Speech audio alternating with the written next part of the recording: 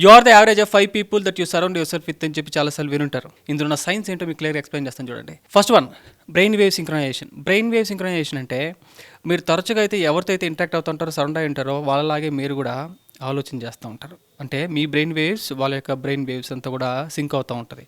అంటే మీరు తరచుగా ఒక వ్యక్తి గొప్పగా, పెద్దగా, నూతనంగా ఆలోచన చేస్తూ ఉంటే మీరు కూడా అలాంటి వ్యక్తితో ఉంటే మీరు కూడా డిఫరెంట్ ఏరియాస్ ఆఫ్ లైఫ్లో కొత్తగా, గొప్పగా, పెద్దగా ఆలోచన చేస్తారు న్యాచురల్గానే. సెకండ్ వన్ ఏంటంటే సోషల్ సైకాలజీలో కెమీలియన్ ఎఫెక్ట్.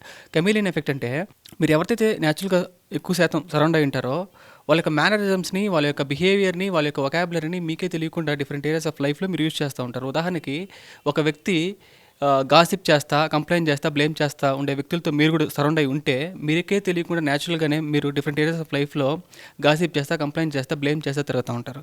సో ఎందుకు ఈ విధంగా జరుగుతుందంటే దీంట్లో ఉన్న సైన్స్ ఏంటంటే హ్యూమన్ యొక్క డీపెస్ట్ సైకలాజికల్ నీడ్ అంటే సెన్స్ ఆఫ్ బిలాంగింగ్నెస్. ఇది ఫుల్ఫిల్ చేసుకోవడం కోసం ఈ విధంగా మీరు చేస్తూ ఉంటారు. చూడండి, మీ జీవితంలో మీరు రియల్గా సక్సెస్ పొందాలన్నా అండ్ ఆల్సో మీ లక్ష్యాలంతా కూడా మీరు సాధించాలన్నా మీరు తరచుగా ఎవరితో ఉండాలి?